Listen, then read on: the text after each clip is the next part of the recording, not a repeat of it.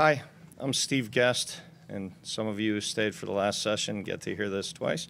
I'll do an introduction of our speaker, but I'll also spend a moment and introduce our company, Round Tower Technologies.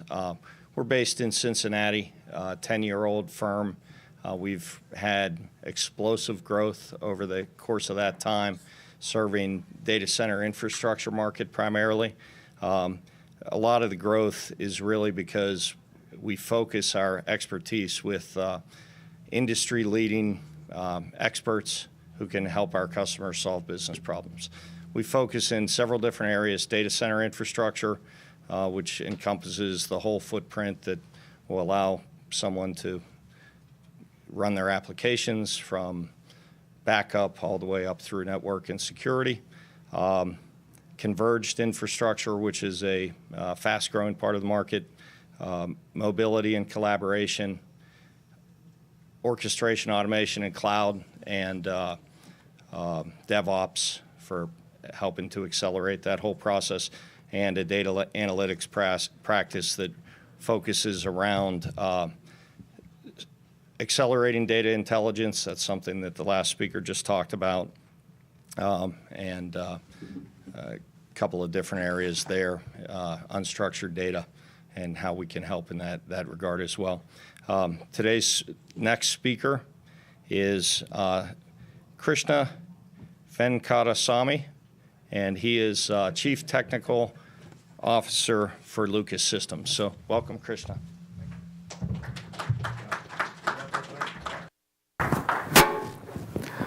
Good afternoon. Good to be here. It's very exciting to talk at a conference like this. About 20 years ago, just to give you a little bit about background about myself, I built a demand planning system. Some of you may be familiar with it. To build a demand planning forecasting system, we had to work with large sets of data back 20 years ago. Large set then meant 10 megabytes of data, right? And as you saw earlier today, that's nothing compared to what we do today, right? So we built a forecasting system based on 10 megabytes of data, and that was a big thing. We had to build our own OLAP database back then and create these tools. So it's very exciting to be here to talk about big data and, more importantly, machine learning. That's the application of big data in some of the work that we do. It's a little bit about what we do, who we are, and what we do. I'm the CTO at Lucas Systems. What we do at Lucas Systems is to help the people who do their jobs in a distribution center. Many of you are familiar with warehouses, distribution centers. What we do is we help those workers in the distribution centers do their jobs more efficiently. So in other words, when you order product from Amazon, you only see the guy on the UPS truck come and deliver the product to you. But there's a lot that goes on between the manufacturer and the product getting to your door in a parcel, right? So that piece where the products move, the people who touch the products are the ones we help optimize, more specifically within a distribution center. That's what we do. We're based out in Wexford, north of here, about 20 miles north of here. Been in business for about 20 years. We have grown out of this optimizing warehouse operations using speech recognition to begin with. So when we say optimize workers, we communicate with the people who are doing the job with speech recognition. So they talk to the system. So that's the heritage of our product, right? So why am I here? So I'm here because we're working on this new product with big data concepts. As these technologies, being big data and machine learning, becoming more accessible, we obviously are adopting those technologies and building them into our product, right? So I'm here to talk to you about how we're applying this, right? The use case for how we're applying big data and machine learning. We're all coming out of the holiday season. I'm sure a lot of you have bought lots of products online, right? The online business is growing. E-commerce is growing year over year. Some statistics say that they've gone from 3.4% of retail sales 5 years ago to 8.4% of retail sales this in 2016. It grew in 2015. It grew in 2016 as well. So it's a growing part of the economy, right? So when you buy products, not everybody has great experience, right? So when you buy a product, for example, when I bought a product online this last Christmas, I bought a shirt for myself, fortunately for myself. I knew what I wanted, and I wanted it for an event, so I went online and ordered this product. I wanted a 2-day delivery, so I asked for a 2-day delivery. I picked up the right color for my suit and all the good stuff. So 2 days later, the product shows up, the parcel shows up at my door. I open it, excited. I open the parcel. It's the right color, right size. Everything is great. I put them on. Unfortunately, it's a slim fit. I can't fit in a slim fit. I'm too fat for that, right? So that's the product didn't work. So my experience with that retailer is bad. So next time when I order my shirt, I will most certainly not order from that retailer. I will go look for a different retailer, e-commerce vendor, or a retail store to go buy that product from. So that's an example. There are examples of inaccurate product that you didn't order for. There are examples of delayed deliveries of the product. You expect the product to show up at a certain time. It doesn't get in time for what you ordered them for. So there are many examples. I'm going to talk specifically about inaccurate products, meaning the products that are picked within a warehouse and how to make them more accurate. We're not in the business of optimizing the logistics, so I'm not going to touch that topic today, right? So what happens within the supply chain is that the products are being picked out of a distribution center like this. What you see here is your conventional distribution center nowadays, right? What used to be a norm 5 years ago, which is 200,000 square feet. Just imagine a building with 200,000 square feet storing products in shelves, and people go around and pick those products, right? Today, 200,000 square feet warehouse is small, right? A norm is 500,000 to 600,000 square feet warehouse. Moreover, the number of products that are stored in that distribution center, that warehouse that you see there, has grown astronomically. That is, this, as they call in the industry, the stock keeping units that are kept in the distribution center has grown astronomically, because the expectation of you, the consumer, is that when you go to a website, you want the product that you want, in my example, the right color, style, SKU, and I want it tomorrow, not a week from now. The expectations are changing. With the changing expectations, the demand for how these retailers, e-commerce vendors need to react is changing with that as well, right? So more products, bigger distribution centers, so you need more people to get the products out of the door, into the distribution center and out of the distribution center. So more people are working in these distribution centers. Specifically, we are focused on that.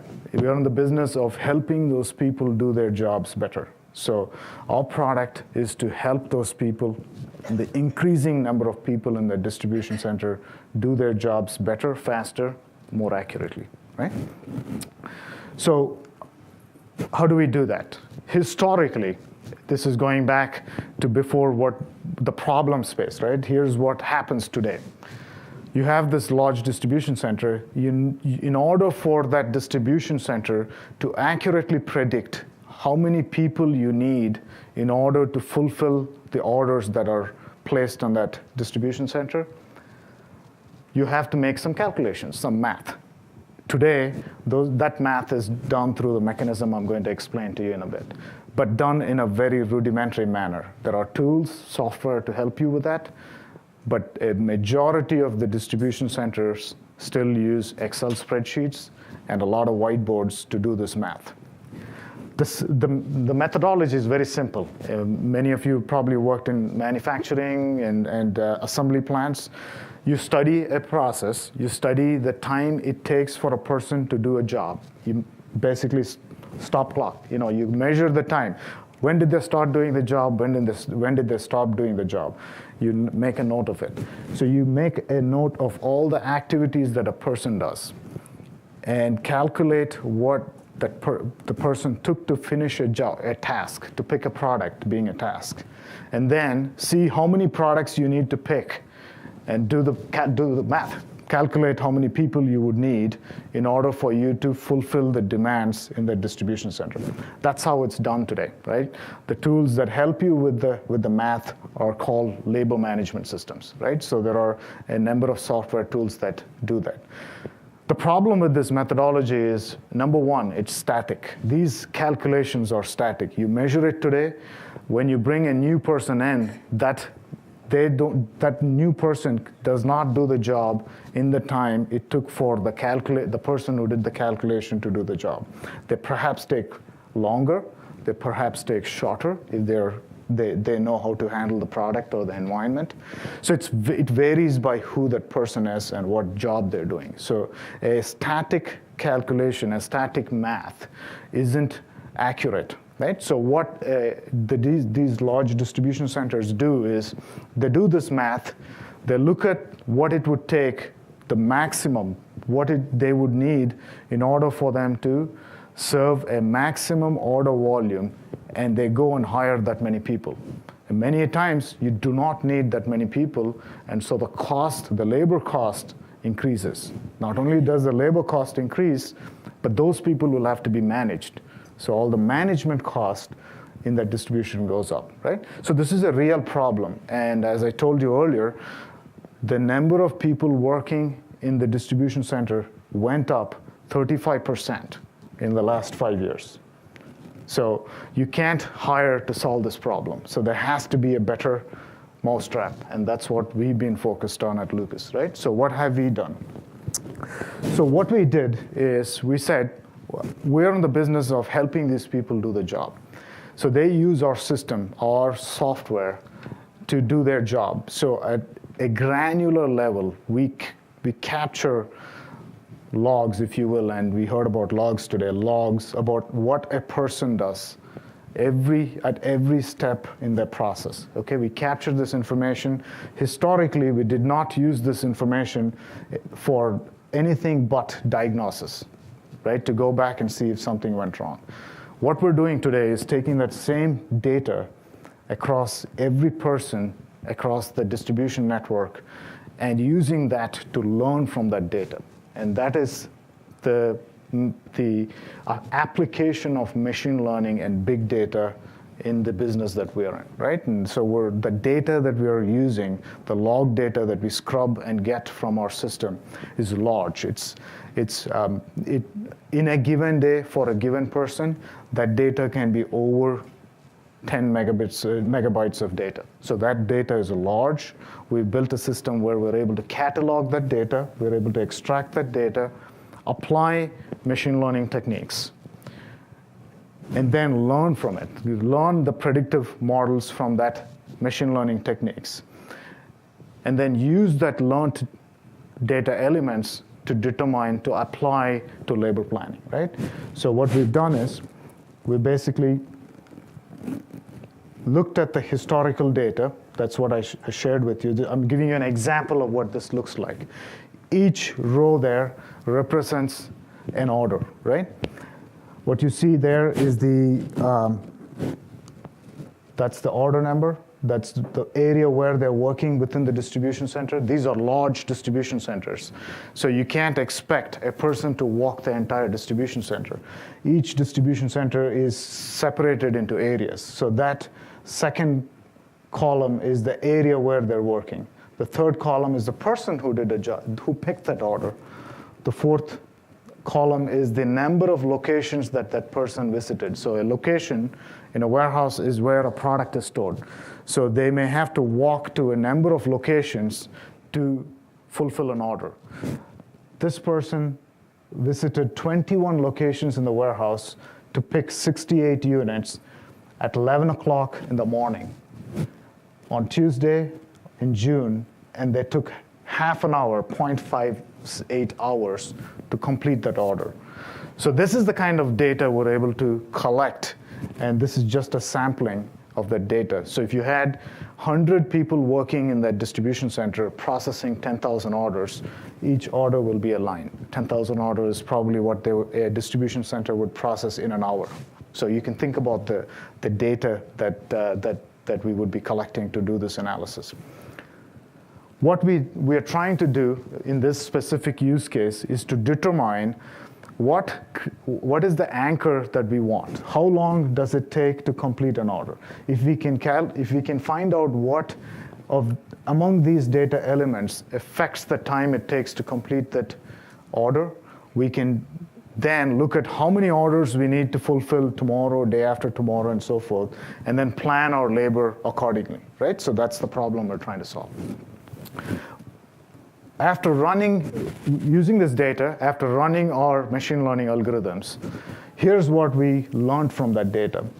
In order to understand what affected this activity time, the hours or the minutes it took to complete the fulfillment of that order, what we found out by running 6 different regression algorithms parallelly on this data set. In other words, you're running 6 algorithms parallelly, and they're predicting what affects this data, and we're picking the best prediction out of those 6 algorithms, and that's how we reach this conclusion, right? And so the processing power that's required to do this kind of analysis exists today. That's why we're able to do this, right? And it's not a lot of resources that's required to get here.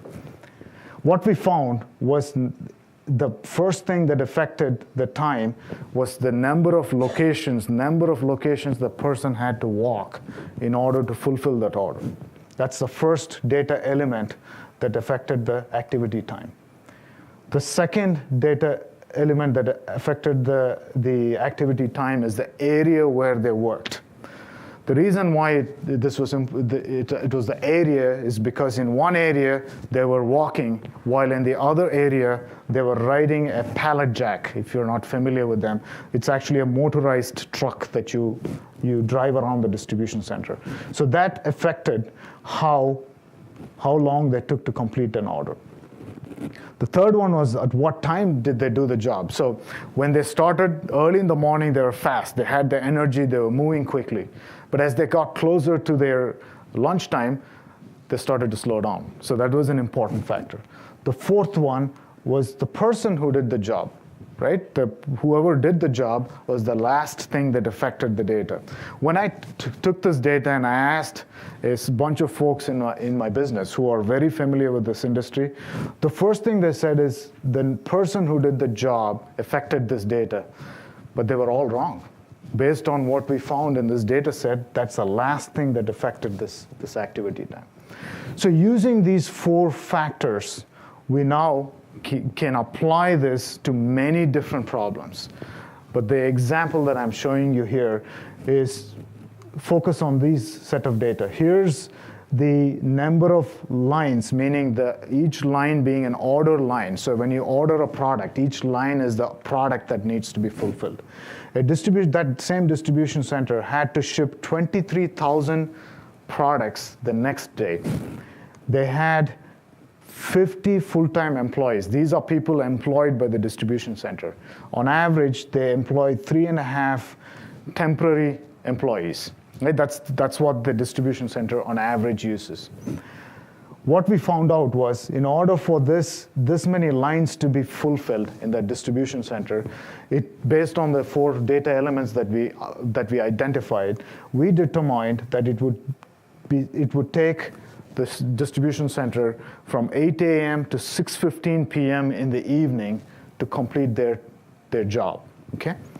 However, the UPS truck's going to show up at 6 o'clock. They need to be ready by 6 o'clock so they can meet the UPS and FedEx delivery times.